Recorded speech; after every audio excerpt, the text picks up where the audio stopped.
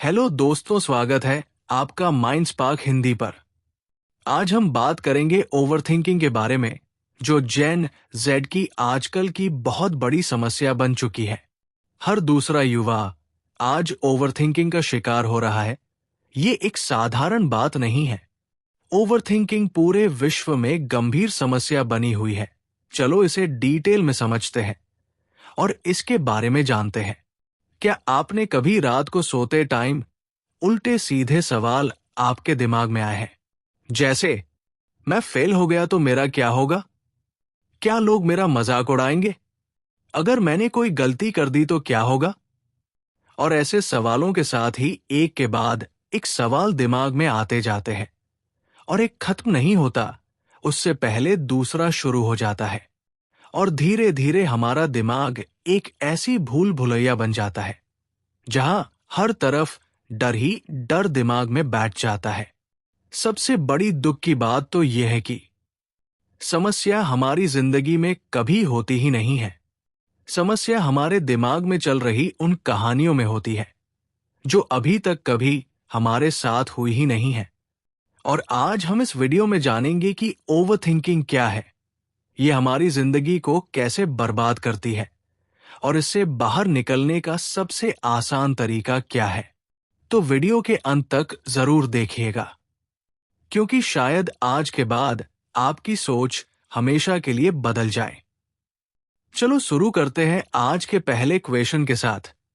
क्या आपको पता है ओवरथिंकिंग क्या है? ओवरथिंकिंग का मतलब सोचना नहीं है।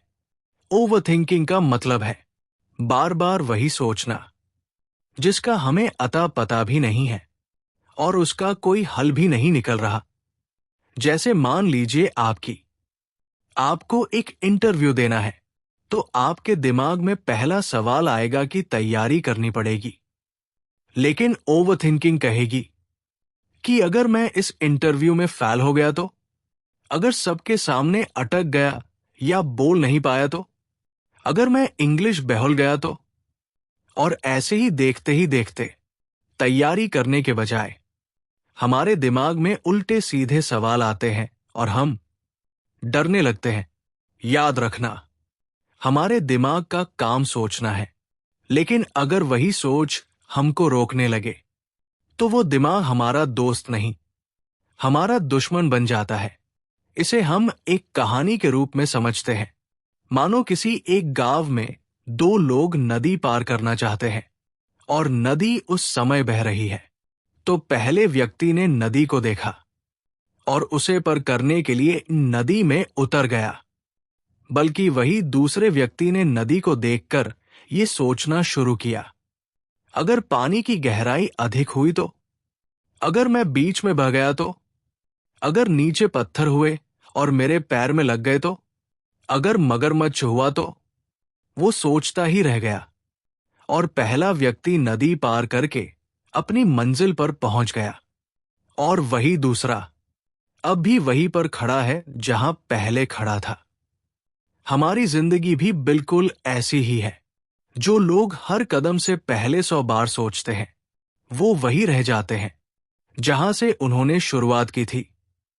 और ओवरथिंकिंग की 3 सबसे बड़ी वजह भी यही है कि हमें भविष्य का डर लगा रहता है। हम दूसरों के पास पूछते रहते हैं और हमारे अंदर भरोसे की कमी होती है।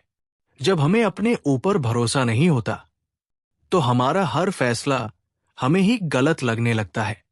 लेकिन ये याद रखिए कि कॉन्फिडेंस सोचने से नहीं आता, कॉन्फिडेंस काम करने से आता है। जितना हम काम करेंगे उतना ही हमारा डर कम होगा। अगर हमें ओवरथिंकिंग रोकनी है तो ये 3 आदतें आज से नहीं, अभी से अपनानी पड़ेगी। पहले, जो हमारे कंट्रोल में है, हमें सिर्फ उसी पर ध्यान देना चाहिए। जैसे बारिश हमारे कंट्रोल में नहीं, लेकिन छाता लेकर निकलना आपके कंट्रोल में है। नंबर 2, जैसे ही कोई अच्छा काम करने का मन करे तो वो कार्य उसी टाइम पर स्टार्ट कर देना चाहिए। लेकिन इसी के साथ ये बात भी ध्यान रखना बहुत जरूरी है कि एक टाइम पर एक ही काम पर फोकस करे, दूसरे काम पर नहीं। नंबर 3, हमारे दिमाग पर विश्वास करने के बजाय हमें अपने कर्म पर विश्वास करना चाहिए, क्योंकि विचार हमेशा बदलते रहते हैं, लेकिन मेहनत हमेशा परिणाम देती है। याद रखना, ओवरथिंकिंग हमें हमारे भविष्य के लिए तैयार नहीं करती, बल्कि वो सिर्फ हमारे आज को बर्बाद करती है। जिंदगी में सफल वही लोग बनते हैं जो हर बात का जवाब मिलने का इंतजार नहीं करते। वो अपना काम जारी रखते हैं और अपने कदम बढ़ाते रहते हैं।